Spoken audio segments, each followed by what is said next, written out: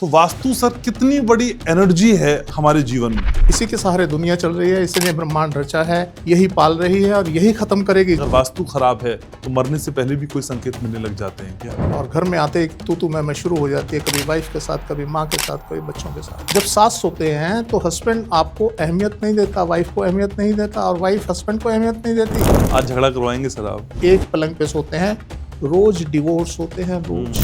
किस्मत बदलती है तो क्या कुछ संकेत हमको मिलते हैं? वक्त के ना होते हुए भी आपको सब कुछ मिल जाएगा अगर वास्तु ठीक है। तो खराब हाउस के अच्छे हाउस बनने की गुंजाइश है। धर्म अर्थ काम मोक्ष में पहला धर्म क्या है? अपना वास्तु ठीक करना। सर 29 मार्च को तो तबाही आने वाली है। तो लोगों को घबराने की जरूरत नहीं है। पिशाच योग में कोई जरूरत नहीं घबराने की।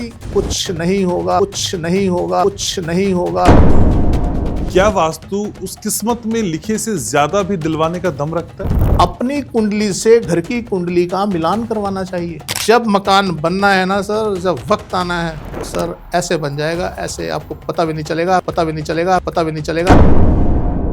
टी पॉइंट वाले घर को और कोने के घर को लेके कई सारी बातें कहते हैं। वो कसर नहीं छोड़ते किसी भी तरीके से बर्बाद करने। शू रैक जिसमें हम जूते रखते हैं, इसको कहाँ रखें सर? आपकी लाइफ में ब्रेक लग जाएगा, आप मूव नहीं कर पाएंगे और कहीं ना कहीं पीछे हटते चले जा रहे हैं। अग्नि और पानी की बात करते हैं ना, इसे अपशब्द ना समझा जाए तो मैं ऐसे मूर्खों का कंसेप्ट कहूंगा। अगर आपका इलेक्ट्रॉनिक कोई भी चीज साउथ में रखी है और वो खराब हो गई, आप उसे कुछ दिन के लिए नॉर्थ ईस्ट में रख दें। अगर आपका जीना विदाउट ममटी नॉर्थ ईस्ट में बना हुआ है, इससे बढ़िया पोजीशन कोई है नहीं। ये तो इतना खतरनाक है जी, इसको तो तोड़ दो, नहीं तो आपको कैंसर हो जाएगा। घर का कोई एक ऐसा कोना बताइए जहां हम पैसे रख दें, वहां डबल हो जाए। 1001% काम होगा ना का मतलब ही नहीं है। ना पे तो आप काटा मार दीजिए।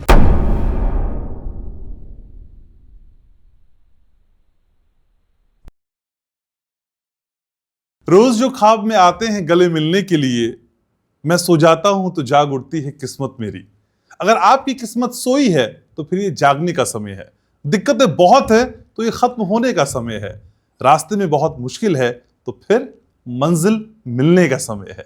क्योंकि ये समय है वास्तु ग्लोबल के उस पॉडकास्ट का जो बातें नहीं करता है, जो आपके साथ रहता है। मैं हूं आपके साथ घनश्याम और इस सारी दिक्कतों को खत्म करने का बस एक ही नाम है, डॉक्टर महेश गुप्ता। वो डॉक्टर महेश गुप्ता जो मुस्कुराते हुए गारंटी के साथ हर बात कहते हैं और करके भी दिखाते हैं। आपका रिस्पांस और आपका प्यार ये हमको बता रहा है कि उनकी कही हुई बात आपके दिल में उतरती है। तो समय को जाया नहीं करते, स्वागत करते हैं डॉक्टर महेश गुप्ता का। डॉक्टर महेश, स्वागत है आपका। थैंक यू जी। कैसे हैं सर? बहुत बढ़िया सर। सर 1 लाख से ज्यादा का आंकड़ा हमने पार कर लिया है अपने पॉडकास्ट चैनल में। जी।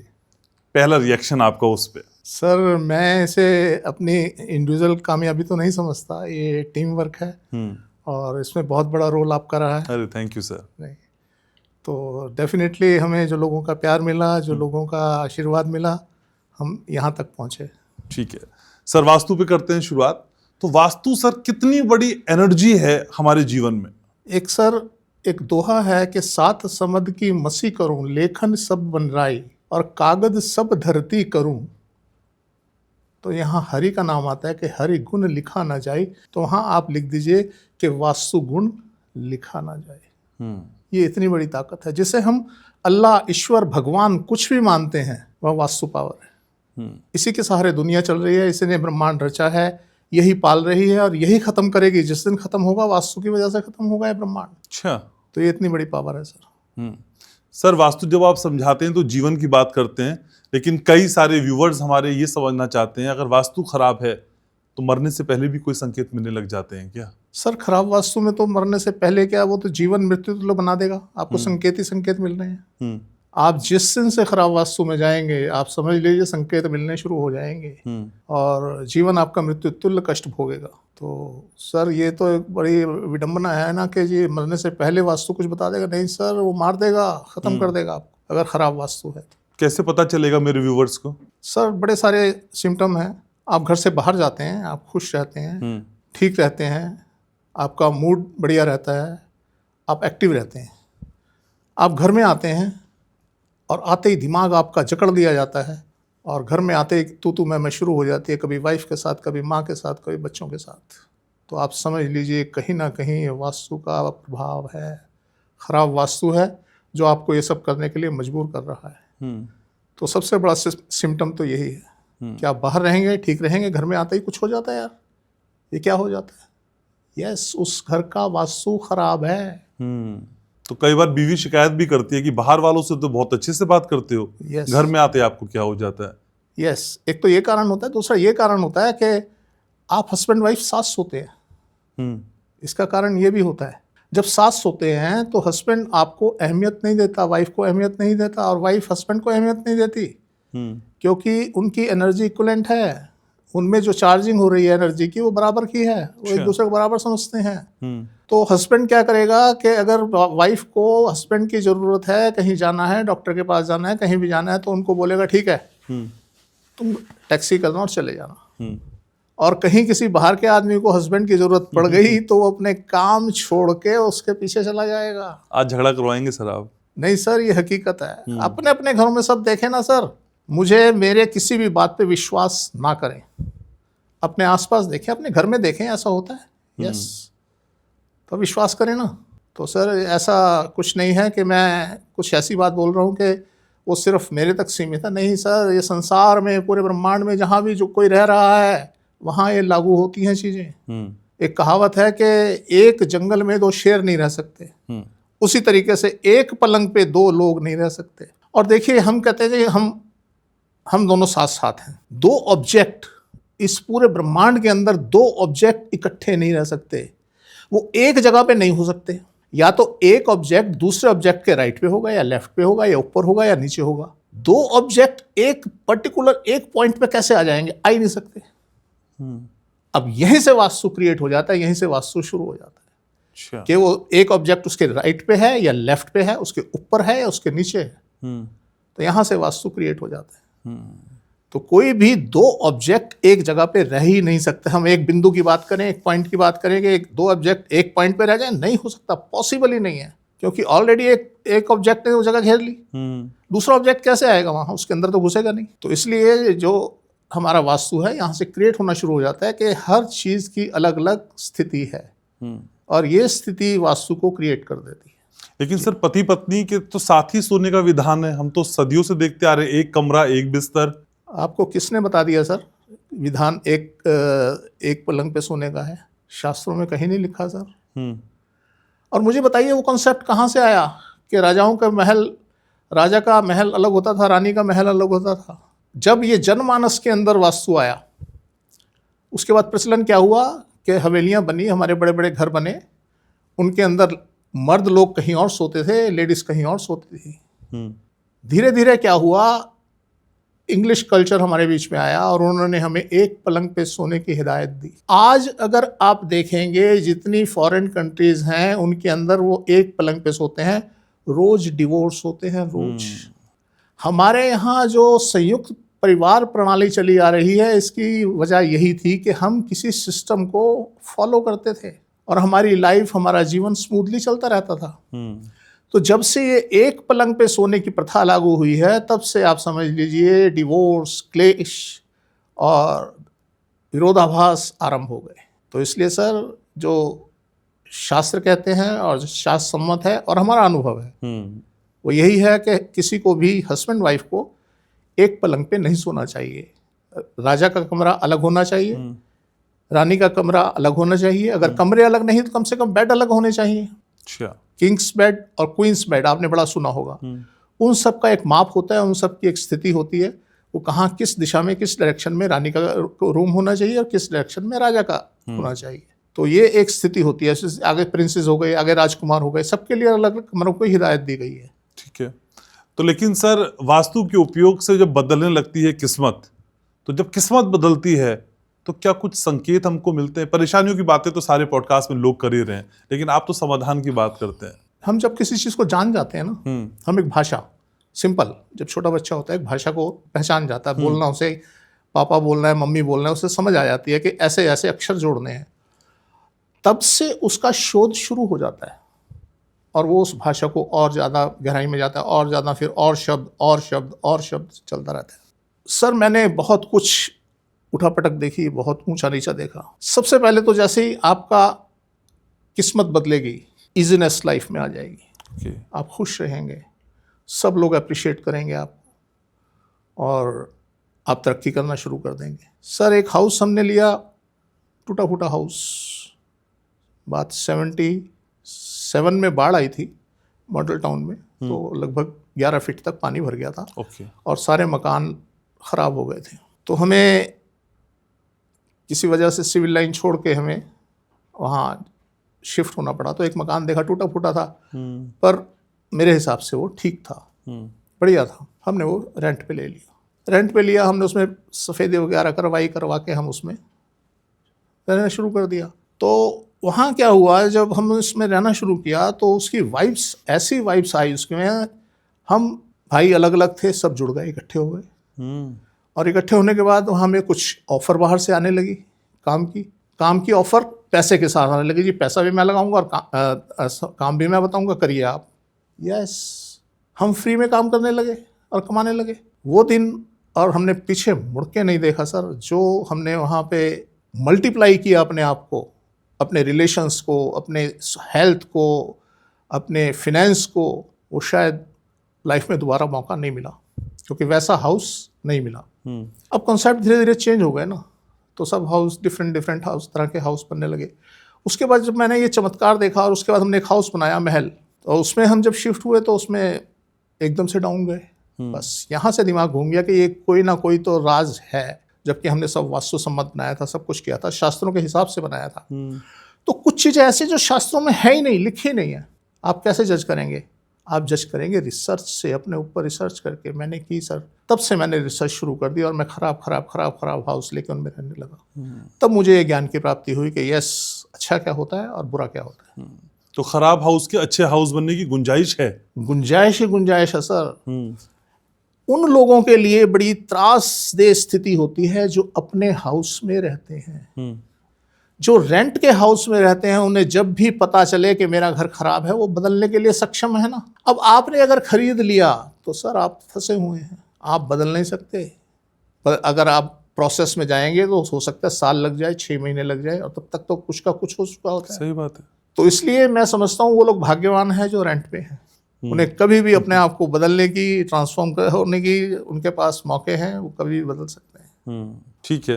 लेकिन सर आप सारे टॉपिक पे बहुत खुल के बोलते हैं और बेबाक राय है आपकी जी। सर 29 मार्च को तो तबाही आने वाली है। बहुत सारे लोग इंटरनेट पे समझा रहे हैं सर पिशाच योग बन रहा है, और ये पिशाच योग लगभग 35 दिनों के लिए उथल पुथल करने वाला है। पहले तो सर ये पिशाच योग क्या है? नाम सुन के तो घबराहट है, लेकिन जानता कोई नहीं है। सर देखिए, पिशाच योग जब राहु और शनि का संगम होता है, युति होती है, तब पिशाच योग का निर्माण होता है। तो ये 30 मार्च के लगभग ये शिफ्ट होने जा रहा है। अच्छा सर, 30 मार्च को? लोग तो 29 मार्च को कह रहे हैं। आप 29 कह लीजिए या 30 कह लीजिए, और रात को 12 बज के कुछ मिनट के ऊपर है, तो उसमें दोनों तिथियों में आप कुछ भी बोल सकते हैं जी। तो जब ये शिफ्ट होगा तो वहाँ वो राहु एक एक्सेस है। ओके। वो एक्सेस अभी जो चल रहा है वो मीन राशि में चल रहा है। अब जब शनि उस एक्सेस से गुजरेगा तो उसके और राहु के प्रभाव इकट्ठे होकर पिशाच योग का निर्माण करते हैं। तो लोगों को घबराने की जरूरत नहीं है। पिशाच योग में कोई जरूरत नहीं घबराने की, कुछ नहीं होगा, कोई उत्पात उनके साथ नहीं होगा। ज्योतिषी अलग अलग राशियों पे अलग अलग प्रभाव बता रहे हैं, कुछ नहीं होगा। जिनका वास्तु ठीक है कुछ नहीं होगा, जो एस्ट्रोलॉजिकली भाग्यवान हैं उनके साथ कुछ नहीं होगा, और जिनके ऊपर गलत दशाएं चल रही हैं उनका तो पिशाच योग ना भी हो तो भी उनके साथ विध्वंस होगा। तो इसलिए इस योग को सुन के घबराने की जरूरत नहीं है, सिर्फ अपना वास्तु ठीक करें। अब वास्तु ठीक करें, इतने कम पीरियड में वास्तु ठीक करके उसका आप प्रभाव कैसे ले सकते हैं? भाई आज जो डेट हो गई है और कुछ भी टाइम नहीं बचा हमारे पास, 10-15 दिन में हम क्या कर लेंगे? कुछ भी नहीं। तो आप कुछ मत कीजिए सर, आप सिर्फ कहीं पार्क में जाइए, खुले में सुबह शाम टहलिए, सो जाइए। अगर आप जाके वहाँ सो सकते हैं, उससे बढ़िया बात ही कोई नहीं है। आप खुले में जाके सो जाइए, और सोने से क्या होगा, आपके अंदर जो ऊर्जा आएगी, जो आपके खराब वास्तु की वजह से कहीं पीड़ित हो रही है, आपके अंदर जो ऊर्जा आएगी वो अपने आप संभालेगी ना पिशाच को। आपको कुछ करने की जरूरत नहीं सर। मैंने सारे योग, पिशाच योग, ब्रह्म योग, ये योग, वो योग, मैंने अपने ऊपर झेले हैं सर। कुछ नहीं होता सर। ये ज्योतिषीय गणनाएं हैं। और ज्योतिष के बारे में एक बात आखिर में ग्रंथ में लिखा जाता है कि ज्योतिष संभावनाओं का विज्ञान है। हम इसकी सटीकता के ऊपर हमेशा क्वेश्चन मार्क लगता है, और आज तक इस विज्ञान को विज्ञान नहीं माना गया इसी वजह से, क्योंकि ज्योतिष जो गणना करके जो भविष्यवाणी करता है वो सटीक नहीं होती अक्सर। क्यों नहीं होती? ज्योतिष क्या है? ज्योतिष है ग्रहों की गणना। अब कोई ग्रह चला आ रहा है, उसका प्रभाव आपके ऊपर पड़ रहा है। आपने क्या किया, एक वास्तुसम्मत हाउस के अंदर चले गए, जहाँ से पता चला उस ग्रह की जो जितनी दूषित ऊर्जाएं थी, एनर्जीज थी, किरणें थी, वो आपको उसने बचा लिया। तो ज्योतिष कहाँ रह गया? तो इसलिए हम वास्तु के ऊपर जोर देते हैं कि ज्योतिष आपका जैसा मर्जी है, भाग्य में आपका कुछ लिखा है या नहीं लिखा है, छोड़ दीजिए। आपने सिर्फ अपना वास्तु ठीक करना है सर। कोई पिशाचियों काम नहीं करेगा, कोई आपके ऊपर किसी तरीके का कोई दोष काम नहीं करेगा। आप सिर्फ और सिर्फ वास्तु ठीक करें। और जो लोग वास्तु ठीक नहीं कर सकते, कम से कम इतना करें कि मैक्सिमम टाइम घर से बाहर खुली हवा में, खुले वातावरण में रहें, आपको पूरी एनर्जी मिलेगी। ठीक है सर। तो अक्सर सर लोग कहते हैं कि भाई जो किस्मत में है वो तो आपको मिलकर रहेगा, लेकिन क्या वास्तु उस किस्मत में लिखे से ज्यादा भी दिलवाने का दम रखता है? देखिए सर, आपके दो क्वेश्चन है। पहला क्वेश्चन है जो तकदीर में है मिलेगा। तकदीर में होते हुए भी वक्त आएगा और नहीं मिल पाएगा। ओह, अगर वास्तु खराब है तो। तकदीर में ना होते हुए भी, वक्त के ना होते हुए भी आपको सब कुछ मिल जाएगा अगर वास्तु ठीक है तो सर ये दो चीज़ें अपने आप में सब कुछ कह देती हैं कि अगर आपके भाग्य में है या नहीं है मैटर नहीं करता, वास्तु कैसा है ये मैटर करता है। अगर वास्तु बढ़िया है तो डेफिनेटली सब कुछ मिलेगा, वास्तु बढ़िया नहीं है कुछ भी नहीं मिलेगा। तो जो सिर्फ तकदीर में लिखा है उतना मिलेगा, या वास्तु तकदीर में लिखे से ज्यादा भी दिलवा सकता है? कोई लिमिट नहीं है सर। आज की डेट में जो मल्टी मिलियनर है ना पूरी दुनिया के अंदर, वो जब पैदा हुए उनके साथ करोड़ों बच्चे पैदा हुए। वही मल्टी मिलियनर क्यों हैं, वही टॉप पे क्यों हैं?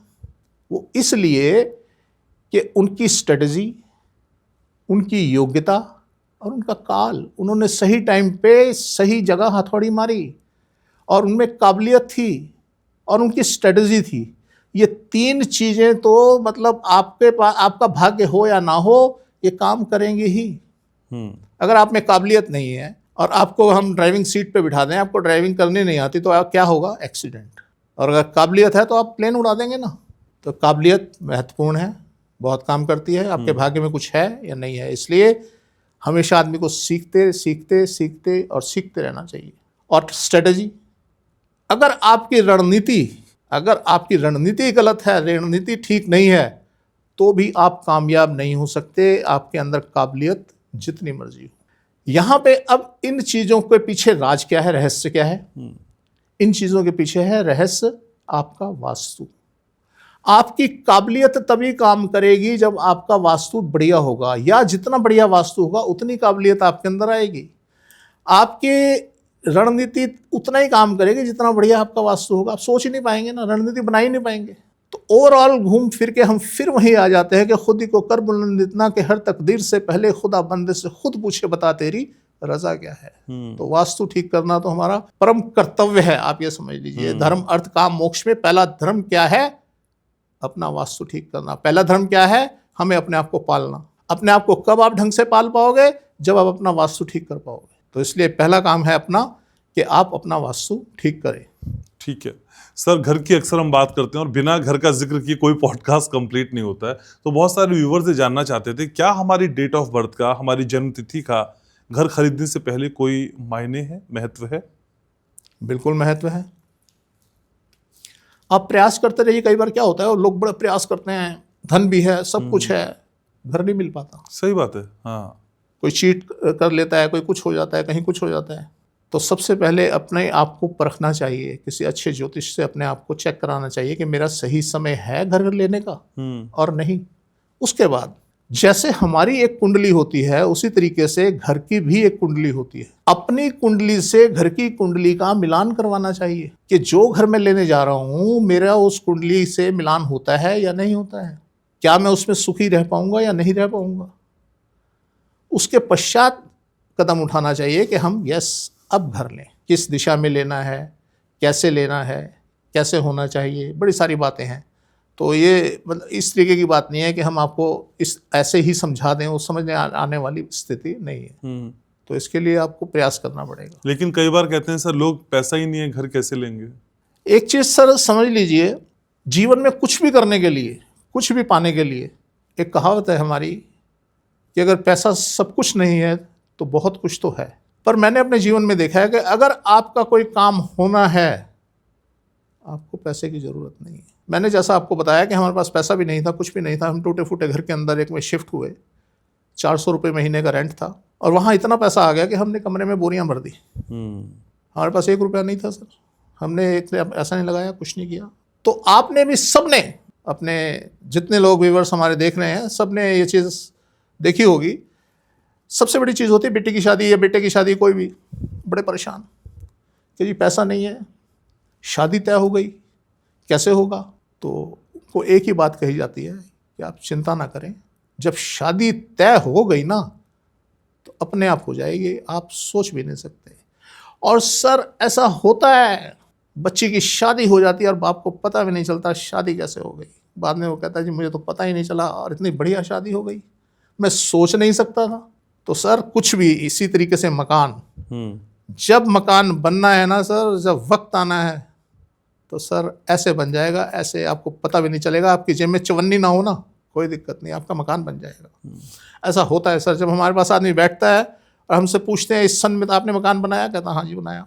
और जब हमसे पूछते हैं कितने पैसे थे आपके पास जब आपने मकान बनाया, कहते जी 1 रुपया नहीं था। एक शख्स था, हमें कहता है जी मैं खाटू श्याम जी जाता हूँ और बड़ी कृपा है उनकी, तो मैं एक बार वहाँ होके आया, मैंने उनसे मांगा मुझे घर दे दो।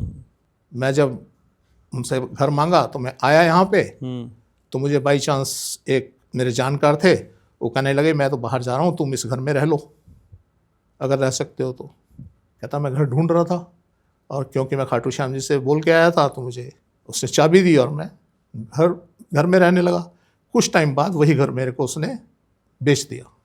तो मैंने उससे पूछा, मैंने कहा ये समय 99 का था? कहते हैं हाँ जी। तो मैंने उससे फिर पूछा, मैंने कहा ये जनवरी से फरवरी के बीच की बात है? कहता हाँ जी। तो मैंने कहा यार देख, मुझे तेरे खाटू श्याम जी ने बता दिया इस आदमी के साथ तब ऐसे क्यों हुआ था। तो सर ये वो वक्त है जो हमारे ऊपर आता है और बैठे बैठाए हमारे काम होने लग जाते हैं। कोई ताकत दुनिया के अंदर, कोई ताकत हमें हैंडल नहीं कर रही सिवाय वास्तु के, सिवाय काल के, वक्त के, कोई हैंडल नहीं कर रहा। तो ये सब चीज़ें मिथ हैं कि हमें उसको हमने बोला ऐसा हो गया वैसा हो गया, सब मिथ हैं सर। कुछ नहीं हो, आप मत बोलिए ना, फिर भी होगा। और बड़ी बात यह है कि अगर एक ज्योतिषी आपको बता रहा है आपके साथ इस सन में ऐसा हुआ, तो इसमें कोई दूसरी ताकत बीच में कहाँ से आ गई, किसी का इंटरफेरेंस कैसे कहाँ से आ गया बीच में? उसकी संभावनाएं होती हैं कि इस टाइम पे ऐसे ऐसे संभावना है कि आपके साथ ऐसी घटनाएं घटे। ठीक है सर, चाहे वो दुखद हो चाहे वो सुखद हो। ठीक है। वैसे मैं सारी बातें आपकी मानता हूँ, लेकिन जब खाटू श्याम का आप जिक्र करते, मैं तो माफी चाहूंगा, मैं आपके किसी तरीके से आपकी आस्था पे, पर मुझे इतना यकीन है सर, जब जब उसके दर पे सर झुकाया है, नहीं वो हर किसी को मिलता है। और उसका परिणाम ये है कि आज हमारा जो पॉडकास्ट है वो भी लाखों नहीं सर, मैं भी आपकी आस्था पे पूरा विश्वास है मुझे। और मैं इस बात को कई बार बोलता हूँ, आपने सुना होगा कि अगर हमारे दिल में एक पत्थर को लेके भी कोई जुनून है, वो भगवान बन जाएगा सर। हमें सिर्फ मानने की देर है कि यस ये भगवान है, तो वो भगवान है। मैंने माना ना सर, मैंने अगर दिल से मान लिया जुनून, जब किसी को पाने का जुनून हमारे दिल में आ जाता है सर, मिले बिना नहीं रहेगी वो चीज़। तो इसी तरीके से सर, मैं 2 कश्ती में पैर नहीं रख सकता। मैं आप समझ लीजिए मैं साइंटिस्ट हूँ। मैं ये नहीं कह सकता कि ये काम उस पावर ने किया और ये काम उस पावर ने किया। मैं भेद नहीं कर सकता। मैं एक ही रास्ते में मुझे चलना पड़ेगा, मेरे लिए मजबूरी है। ठीक है, लेकिन कई बार राह पे चलने की जो दिशा होती है वो भी कोई और दिखाता है। नहीं सर, यहीं आके हमारा थोड़ा सा मतभेद पैदा हो जाता है कि कुछ नहीं सर, दिशाएं विशाएं सारी सामने खड़ी मिलेंगी। मैंने वो मुकाम अपने पार किए हैं अपने जीवन में, मैं बयान नहीं कर सकता सर। बिल्कुल, और यही इस पॉडकास्ट की खासियत है, जहां हम खुल के चर्चा करते हैं और जिस बात से इत्तेफाक रखते हैं तो रखते हैं, जिस पे नहीं रखते नहीं। मैं फिर एक बार बोलना चाहूंगा कि मैं किसी की आस्था पे घात नहीं कर रहा, मैं ठीक है। कदर करता हूँ और मैं आप जिनको मानते हैं उनकी भी कदर करता हूँ। तो सर घर की हम बात कर रहे हैं तो बहुत सारे व्यूवर्स ये भी समझना चाह रहे थे भाई, बहुत सारे जो लोग हैं वो इंटरनेट पे टी पॉइंट वाले घर को और कोने के घर को लेके कई सारी बातें कहते हैं। डॉक्टर महेश गुप्ता का एनालिसिस इस तरह के घरों को लेकर क्या है? सर कहीं ना कहीं किसी लेवल पे तो ठीक है कि टी पॉइंट के हाउस जो है नुकसानदेह होते हैं, वो कसर नहीं छोड़ते किसी भी तरीके से बर्बाद करने में, उनसे बचना चाहिए। अगर हम इनका उपचार भी करना चाहें, पूरा उपचार नहीं हो पाता। अच्छा। कहीं ना कहीं आप समझ लीजिए 20-30-50% मैक्सिमम इसको सेव किया जा सकता है। तो इसलिए इनसे बचना चाहिए सर। कोने वाला घर सर? कोने वाले घर के अंदर थोड़ी सी विरोधाभास है कि कोना किस तरीके का कोना। एक होता है सामने टक्कर पे जाके कोना, टक्कर का घर, गली है सामने टक्कर का घर है। एक होता है उसके बराबर में कोना है, वो कोना है। एक लेफ्ट में कोना है, एक राइट में कोना है। कौन से कॉर्नर की बात की जाए तो जब तक स्थिति को देखा ना जाए, परखा ना जाए, तब तक कोने वाले घर के बारे में बोला नहीं जा सकता। T point okay. रोहिणी में एक प्लॉट था टी पॉइंट पे, तो हमारे क्लाइंट थे, तो बोलते गुप्ता जी ये प्लॉट है और मैंने लेना है, और जो इसका सेलर है वो पैसे बहुत मांग रहा है, मेरे पास इतने हैं। मैंने उनको कुछ टाइम की गाइडेंस दी। मैंने कहा अब इस टाइम पे फ़ोन करिए, उससे बोलिए मिलना है और आप जाइए, आपका काम हो जाएगा। वो शायद बाहर थे, कहीं लुधियाना साइड, कहीं उनके ओनर थे जी। वो जाते हैं जी, और जाके वहाँ लुधियाना से मुझे फ़ोन आता है उनका कि गुप्ता जी काम हो गया। आ गए, मुझे कहते जी अब तो टी पॉइंट है। मैंने कब ले लिया ना, मैंने कहा काम चलाना मेरा काम।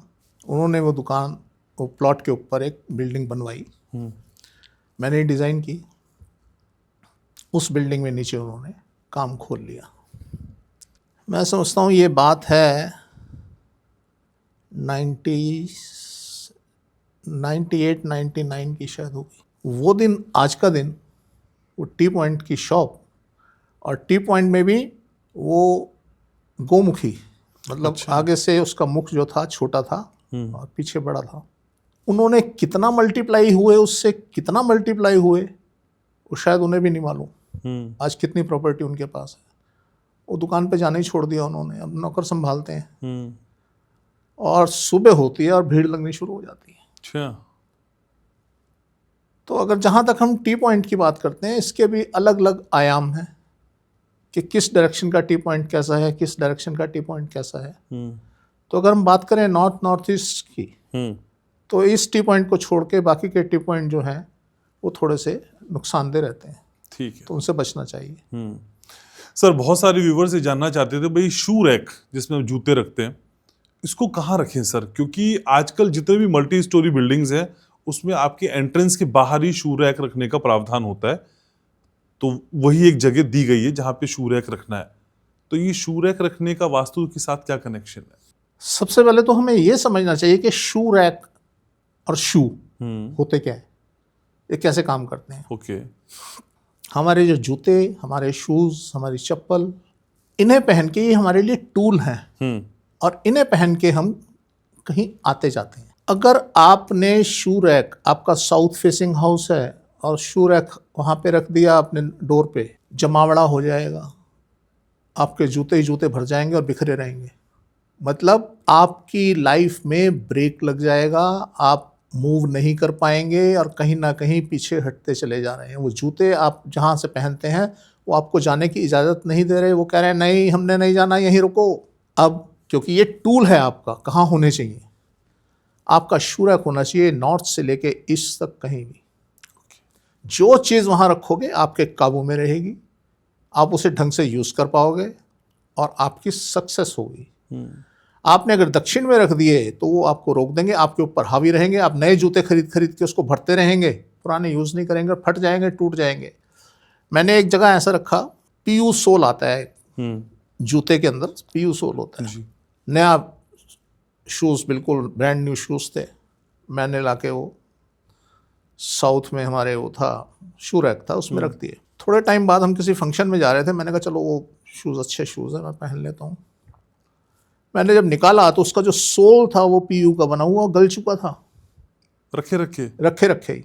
तो ऐसी स्थितियां एक नहीं अनेकों मैंने चीज़ें देखी कि यहाँ जिसके यहाँ भी आप अपने यहाँ देख लें, सब लोग अपने अपने यहाँ देखें, अगर उनका शू रैक साउथ में है तो डेफिनेटली वो फैला पड़ा है, उसमें से जूते नीचे गिर रहे हैं और उनकी ग्रोथ में एक ब्रेक लग चुकी है। साउथ फेसिंग फ्लैट होना, मेरी बात ध्यान से सुनना, मैं फ्लैट की बात कर रहा हूँ, घर की नहीं कर रहा हूँ। साउथ फेसिंग फ्लैट होना बहुत अच्छी बात है, परंतु वहाँ शू रैक रखना अच्छी बात नहीं है।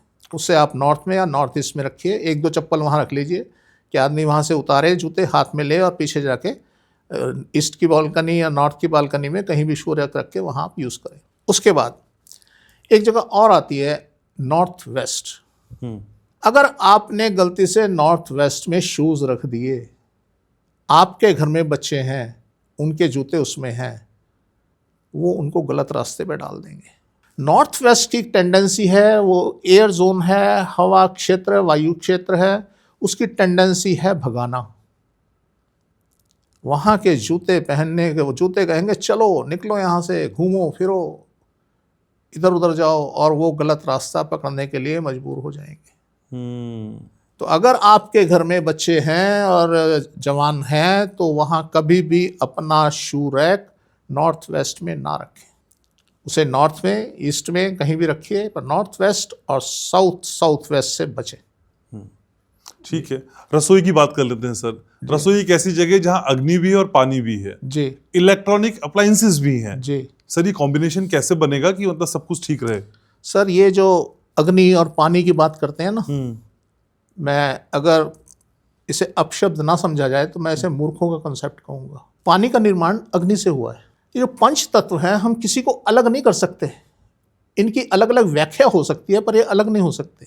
पहला तत्व हमारा है आकाश, खाली जगह, ओपन एरिया। उसके बाद उसमें आती है वायु। जब वायु चलने लगी, घर्षण से पैदा हुई अग्नि जी। जब अग्नि पैदा हुई, गर्मी हुई, तो बरसात हुई, पानी का निर्माण हुआ, वाटर का निर्माण हुआ। आपकी बॉडी में जब गर्मी आ जाती है, आप एक्सरसाइज करते हैं तो पसीने बाहर निकलते हैं। तो इन चीज़ों को तो अलग किया ही नहीं जा सकता। हाँ, आप इतना कर सकते हैं कि अपना जो सिंक है, जो पानी का प्रोविज़न है, उसे आप नॉर्थ ईस्ट में करें, और जो आपका चूल्हा है, अग्नि का जो प्रोविज़न है, वो आप साउथ ईस्ट में कर दें, ईस्ट में कर दें, अधिक फ्रूटफुल रहेगा। पर ये कहना कि जी वो इकट्ठा हो गया वहाँ कुछ बवाल हो जाएगा, आपके रिलेशन का कुछ नहीं होगा, कुछ नहीं होगा सर। 25-30 साल की रिसर्च कम नहीं होती सर, मैंने सब करके देख लिया। आज तक हमारी तो तू मैं भी नहीं होती सर। हाँ, वाइफ इतना जरूर कहती है कि तुम पता नहीं क्या करते रहते हो। हम एक घर में थे, वहाँ छत के ऊपर मैंने एक जगह पे रसोई बना दी ओपन में, और रसोई बना के वहाँ पे हमने पानी भी, चूल्हा भी सब इकट्ठा करके, मैंने कहा देखते हैं क्या होता है। ठीक रहे सर, बहुत बढ़िया चला, और वहाँ शायद हमें रहना पड़ा 10 साल। अच्छा। हम ऐसे फंस गए उस घर के अंदर, हम 10 साल तक रहे। तो सर मैंने हर चीज़ पे रिसर्च की हुई है, और मैं उसी पे बात करता हूँ जिसको मैं जानता हूँ। जिस चीज़ के विषय में मैं जानता नहीं, मैं हाथ जोड़ दूंगा जी मैं इसके बारे में नहीं जानता। तो बड़ी सारी चीज़ें ऐसी हैं, बंद घड़ी पहनने से, ये पहनने से, वो करने से सर कुछ नहीं होता। झाड़ू को उल्टा खड़ा करो, सीधा खड़ा करो, लिटा दो, कुछ नहीं, सब बकवासबाजी है सर। टूल है हमारे, इनको टूल की तरीके से आप यूज कीजिए ना। आप ये क्या करेंगे, हमारा भाग्य बदल देंगे, और ये हमारा भाग्य क्रिएट करते हैं, और ये हमारा भाग्य ऑपरेट करते हैं। कैसे यार, कैसे होगा सब? हाँ, आपके जितने टूल हैं उन्हें नॉर्थ ईस्ट में डाल दीजिए, फर्स्ट क्लास काम करेंगे। आज सुबह यूएस की एक मीटिंग थी, जब मैंने उनसे देखा, बेसमेंट देखी मैंने, तो एक जगह भरी हुई थी। मैंने कहा जी आपका तो बिजनेस सफ़र कर रहा है। कहते यस जी, बहुत नुकसान हो रहा है। मैंने कहा इस जगह को खाली कर दो, इसको खाली करके नॉर्थ ईस्ट को भर दो। अच्छा। और मुश्किल से महीने भर के अंदर अंदर आपका बिजनेस फ्लरिश होना शुरू हो जाएगा। तो मुझे कहता है जी आपने जो बताया हमें कि बिजनेस सफ़र कर रहा है, वो किस वजह से बताया, क्या आपको चीज़ लगी? मैंने कहा सामान। आपने जो आपके टूल थे, जो आपके हथियार थे, आप इनको साउथ में रख दोगे, साउथ वेस्ट में रख दोगे, जाम हो गए, ये चलेंगे नहीं। कहता हमें मत छेड़ो। अब मैंने एक शास्त्र में पढ़ा था कि जो हथियार है उसको साउथ में रखना चाहिए, और साउथ में रखी हुई चीज़ चलेगी नहीं। बाई चांस आपको जरूरत पड़ गई और आपने ट्रिगर दबाया, वो चलेगा नहीं। अच्छा। और बड़े सारे मैंने इनको वास्तुविदों को कहते सुना है जी साउथ वेस्ट में हथियार रख दो। हम बहुत जगह जाते हैं, वहाँ साउथ वेस्ट में रखे हुए हैं उन्होंने। अभी भी हम गए थे एक जगह, तो वहाँ भी उसने अलमारी के अंदर अपने हथियार रखे हुए थे। मैंने कहा या तो चलेंगे नहीं या काम नहीं आएंगे जीवन भर, इनको ऐसी जगह रखो एक्टिवेट रहें, जब भी उठाएं खटका मिलने। सीधा सिंपल सा आप एक फंडा यूज़ करें, खुद देखें। अगर आपका इलेक्ट्रॉनिक कोई भी चीज़ साउथ में रखी है और वो ख़राब हो गई, आप उसे कुछ दिन के लिए नॉर्थ ईस्ट में रख दें। संभावना ये है कि वो कुछ दिन के बाद, महीने 20 दिन के बाद वो अपने आप चलने लगेगी, आपको ठीक कराने की ज़रूरत नहीं पड़ेगी। तो सर ये दिशाओं का इतना प्रबल हमारे ऊपर प्रभाव है कि हम सिर्फ यूज़ करनी आनी चाहिए, उसके बाद तो हम राजा हैं। घर की एंट्रेंस को लेके हमारे कई व्यूवर से जानना चाहते हैं, भाई घर की एंट्रेंस किस तरह से हम पॉजिटिव बना सकते हैं, वास्तु के लिहाज से घर की एंट्रेंस को कैसे डिफाइन आप करते हैं? देखिए सर, जैसे मैंने बताया कि अगर फ्लैट है उसमें एंट्रेंस का डिफरेंट कॉन्सेप्ट है, डिफरेंट पैरामीटर है। अगर आपका घर है उसके डिफरेंट पैरामीटर हैं। दो कंडीशंस होती हैं, एक तो हम घर बना रहे हैं, अच्छा, तो उसमें हम एंट्रेंस का निर्माण कैसे करें। उसमें अगर पॉसिबल हो तो साउथ वेस्ट की अगर घर बना रहे हैं, एंट्रेंस से बचे, अच्छा, उस डायरेक्शन में ना बनाएं। ओके। और किसी भी डायरेक्शन में बना ले, उस डायरेक्शन में ना बनाएं। अगर आपको बनानी भी पड़ जाए, बनाना ही पड़ जाए, तो कुछ इस तरीके से एंट्रेंस बनाएं कि डायरेक्ट आप घर में ना घुस पाएं। अच्छा, आपकी एंट्रेंस है, एंट्रेंस के सामने एंट्रेंस लॉबी बनाइए। एंट्रेंस लॉबी बना के उसमें एक सामने वॉल जो बंद हो, हैवी वॉल सामने बंद हो। आप राइट से या लेफ्ट से डोर बना दें। आप आए, एंट्रेंस लॉबी में आए, राइट लेफ्ट से जाके और अपने घर में चले गए, एंटर कर लिया। अच्छा, उससे क्या होगा, जो हमारी साउथ डायरेक्शन होती है, साउथ वेस्ट, यहाँ से हमारी एनर्जी जो है निकलती है, जाने का रास्ता है। आप उसको रोक दीजिए ना, वहाँ हैवी वॉल बना के, अच्छा, निकलेगी नहीं, आपको मिलेगी, आप स्वस्थ हेल्दी रहेंगे, वेल्दी रहेंगे। तो ये डायरेक्शंस को कुछ इस तरीके से हम लोग यूज़ करते हैं। उसके बाद एक और बड़ी चैलेंजिंग स्थिति आज बाज़ार में हो गई है। लोग नॉर्थ ईस्ट के स्टेयरकेस को ऐसा समझते हैं जैसे बस ये तो इतना ख़तरनाक है जी, इसको तो तोड़ दो, नहीं तो आपको कैंसर हो जाएगा, आपको ये हो जाएगा, आपको वो हो जाएगा। अभी हम गए थे लुधियाना, तो नॉर्थ ईस्ट में उन्होंने जीना बना रखा था। अच्छा, और बड़ा बढ़िया स्पाइरल जीना है, उसमें कोई एनर्जी को ऐसा रोकने वाला कोई सिस्टम नहीं था, और ऊपर ममटी भी नहीं थी, सिंगल स्टोरी थी, उसके ऊपर जाने का उनका जीना बना हुआ था। अब उन्हें किसी ने कह दिया जी ये जीना तो नॉर्थ ईस्ट में बना है, ये ख़राब है और ये आपको नुकसान दे रहा है। तो मैंने कहा जी मैं तो आपको नहीं कह रहा कि इसको चेंज करो, बहुत बढ़िया, मेरे हिसाब से बहुत बढ़िया जीना है, मैं रिकमेंड नहीं करूँगा, कहीं और ले जाओ। कहता नहीं जी हमें नुकसान हो रहा है। अब नुकसान हो रहा है यार, कैसे पता आपको इसकी वजह से नुकसान हो रहा है? आपको कैसे पता इसकी वजह से नुकसान हो रहा है? नहीं जी हमें वहम है।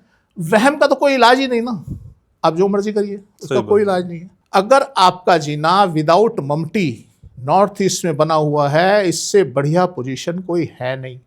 अब देखिए, उनके जीने की शुरुआत होती है नॉर्थ से और वो जाके लैंड करता है वेस्ट में। अच्छा, कितनी बढ़िया स्थिति है। जीने की जो स्टार्टिंग है वो वास्तुशास्त्र में नॉर्थ से बताई गई है। अब वो कहते हैं कि हम साउथ में बना लेते हैं, वहाँ नॉर्थ कहाँ से लाओगे? हम वेस्ट में बना लेते हैं, वहाँ नॉर्थ कहाँ से लाओगे?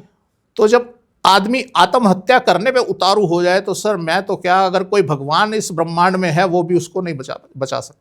तो इसलिए सर कुछ लोगों ने ऐसा भ्रम फैला दिया इस समाज के अंदर वास्तु को लेके कि बस ना जाने क्या क्या अनाप शनाप लोगों को बताया जा रहा है। ठीक है, लेकिन सर घर का कोई एक ऐसा कोना बताइए जहां हम पैसे रख दें वहां डबल हो जाए। ये मैं इसलिए पूछ रहा हूँ सर, पिछली बार आपने घड़े वाला उपाय बताया तो लोग दीवाने हो गए, घड़े मार्केट में खत्म हो गए सर। नहीं सर, नहीं, ऐसा नहीं हो सकता। लोगों ने घड़े ले लेके अपने घर वैसे पे तो रख देखिए लिए। अच्छी बात है, घड़े वालों के घड़े बिक रहे हैं, उनका रोजगार चल पड़े, इससे बढ़िया बात नहीं है। पर मिट्टी हम इसलिए बताते हैं क्योंकि मिट्टी क्या होता है, कई लोग कहते हैं जी हम पैसा रुकता नहीं घर में। अब रुकता नहीं, कौन रोकेगा? उसे रोकेगा आपका अर्थ पार्टिकल। और जब अर्थ पार्टिकल हमें चाहिए तो क्या चाहिए? मिट्टी। आपने सुना होगा पहले क्या होता था, गांव में लोग घड़े के अंदर अपनी अशर्फियाँ, गोल्ड कॉइन, सिल्वर कॉइन भरते थे और जमीन में दबा देते थे। पर जब जमीन में दबा दिए तो हुआ क्या, बाद में पता चला जी निकले ही नहीं। उसके पीछे कॉन्सेप्ट क्या आया कि जो ज़मीन है ना खिसक जाते हैं, हो सकता है किसी ने चुरा ली हो सकता है जिसको पता हो उसने निकाल ली हो या कुछ और हुआ हो। पर उसके पीछे कॉन्सेप्ट ये बताया गया जी वो ज़मीन है ना इसमें खिसक जाते हैं। हाँ, अगर आप एक कोर्स के नीचे जाके गाड़ देंगे फिर तो डेफिनेटली खिसक जाएंगे, पर अगर कोर के ऊपर है तो ऐसा नहीं होता। तो इसलिए जो मिट्टी है ये आपके खर्चों को कंट्रोल करती है, ये अर्थ पार्टिकल है और आपके धन को खींचती है, बढ़ाती है, स्थिर करती है। सर कोना बताइए ना घर का, कौन से कोने पे रखते हैं? आप अगर कोने की बात करते हैं तो हमारी हॉरोस्कोप के अंदर एक कोना होता है नॉर्थ ईस्ट। अच्छा। और वो कोना होता है धन स्थान। हमारी हॉरोस्कोप के अंदर किसी भी हॉरोस्कोप को अगर हम देखेंगे तो उसमें एक नॉर्थ ईस्ट कोना होता है जिसको धन स्थान बोला जाता है। तो आप वहाँ रखिए ना सर, वो धन स्थान है, नॉर्थ ईस्ट है, मल्टीप्लाई होगा। घड़ा रखे या ना रखे चलेगा? मिट्टी का छोटा सा बर्तन रख लें, उसमें डालते रहें और निकालते रहें, भरने नहीं देना उसको सर। ओके। अगर वो भरा तो पैसा रुक जाएगा। अच्छा। एक कहावत है, अभाव ही विकास का घोतक है। जब तक आपके अंदर किसी चीज की कमी है तभी आप विकास अपना कर सकते हैं, और जिस दिन आपका विकास पूरा हो गया, कमी पूरी हो गई, तो विकास रुक जाता है। इसलिए कभी भी अपने आप में पूर्णता हो नहीं देना। अपूर्णता पूर्णता की घोतक है। आदमी को हमेशा अपूर्ण रहना चाहिए, अपने आप को अपूर्ण समझना चाहिए, तभी वो पूर्णता की ओर भागेगा। पर लोग तो ये भी कहते हैं सर जो प्राप्त है वही पर्याप्त है, तो जो मिल रहा है नहीं उसी में सर, संतोष कर लें। और सर जीवन है, आप आए हैं कुछ टाइम जिएंगे, मर जाएंगे, मर जाओ ना। अपनी अपनी महत्वाकांक्षा है हर एक की। कोई किसी लिए जीता है, कोई किसी लिए जीता है। मैं ज्ञान के लिए जीता हूँ तो जीता हूँ ना। कोई धन के लिए जीता है, कोई नेम के लिए, कोई फेम के लिए। तो जिए जैसे मर्जी जिए। जाकी रही भावना जैसी, प्रभु मुहूर्त देखी तिन तैसी। तो जिए ना सर। सर आप जितनी इंटरेस्टिंग बातें करते हैं उतने ही कमेंट सेक्शन में जो आपके चाहने वाले हैं वो भी बड़ी इंटरेस्टिंग बातें करते हैं। किसी ने पूछा कि भाई महेश जी से पूछना कि मुकेश अंबानी का जो एंटीलिया है उसके बारे में बताइए ना, हमें ऐसा ही घर बना दें आप। इंटीलिया उसने तब बनाया जब उसके पास धन आ चुका था। तो इसलिए, और बीच में मैंने कुछ ये भी किसी से उनके नज़दीकी से सुना था कि वो वहाँ सोते भी नहीं है, वो कहीं और जाते हैं सोने। तो इसलिए क्योंकि मैंने देखा नहीं है अंदर से क्या है कैसे है, और कभी इसकी कोशिश भी नहीं की। हमें बस और बड़े सब्जेक्ट रहते हैं। हम 24 घंटे में समझ लीजिए 28 घंटे काम करते हैं, या दिमाग सोते हुए भी चलता रहता है। सपने में भी हमें नाप तोल, कमरा, रूम, ये सब नजर आता है सर। कुछ नहीं, जिंदगी बस इसी में उलझ के रह गई है। तो इसलिए अगर उसके विषय में हमें कभी जानना है तो हमें सर अंदर से उसका सर्वे करना पड़ेगा, तब पता चलेगा, या उसके नक्शे मिल जाए तब पता चलेगा। अदरवाइज कुछ भी बोलना हमारे लिए मूर्खता होगी। लेकिन सर अमिताभ बच्चन के जो बंगला है प्रतीक्षा, उसको लेके भी बहुत चर्चाएं होती हैं, और कई वास्तु एक्सपर्ट ये कहते हैं कि भाई वहां गए थे तो बहुत उनका डाउनफॉल हुआ, उन्होंने कंपनी ली, वहां से भी उनको कर्जा हो गया। सर वो टाइम था। अच्छा। वो टाइम था। आप अगर फेसबुक मेरी देखेंगे तो मैं 1-2 साल पहले बता देता हूँ इनके सबके बारे में कि इनके साथ ऐसे ऐसे होने जा रहा है। अमिताभ बच्चन के बारे में मैंने 1 साल पहले बता दिया था कि उसके साथ ऐसा होने जाएगा। और अभी भी मैंने शायद किसी पॉडकास्ट में कभी बोला है कि अमिताभ बच्चन दोबारा एक बार हाइट पे जाने के लिए तैयार है।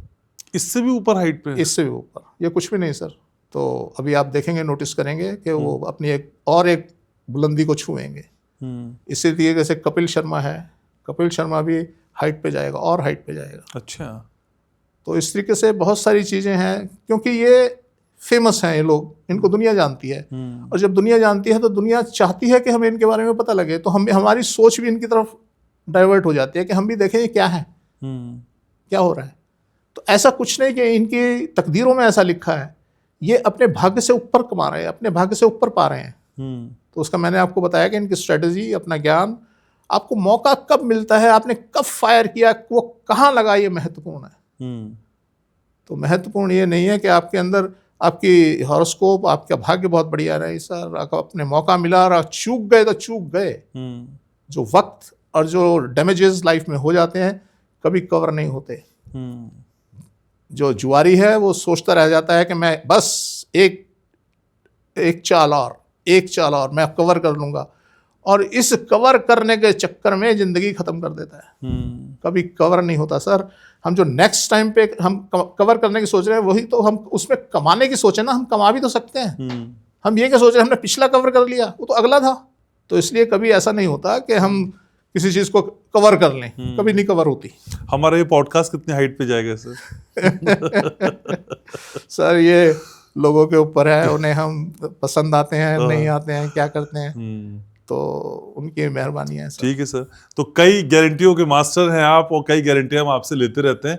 गारंटी ये भी कि अगली मुलाकात फिर हो रही है हमारी शुक्रवार को शाम को 6 बजे, और लगातार आप हमारे साथ जुड़े रहेंगे। Thank you so very much sir. तो फिर आज के इस पॉडकास्ट को यहीं समेटना होगा, लेकिन वादा आपसे यही चाहिए कि हर पॉडकास्ट की तरह इस पॉडकास्ट को भी आप अपना प्यार देंगे। थोड़ा सा सफर हमने नई सफलता के साथ तय किया है, लेकिन कई सफलताएं हमारे साथ ही आपका भी इंतजार कर रही हैं। तो आप जब जुड़ते हैं तो फिर हमें प्रोत्साहन मिलता है, उत्साह मिलता है। इस उमंग, इस तरंग, इस सारी खुशी को बनाए रखने की जिम्मेदारी सिर्फ और सिर्फ आप पे है। आप हमारे साथ जुड़ते रहेंगे, यकीन है मुझको।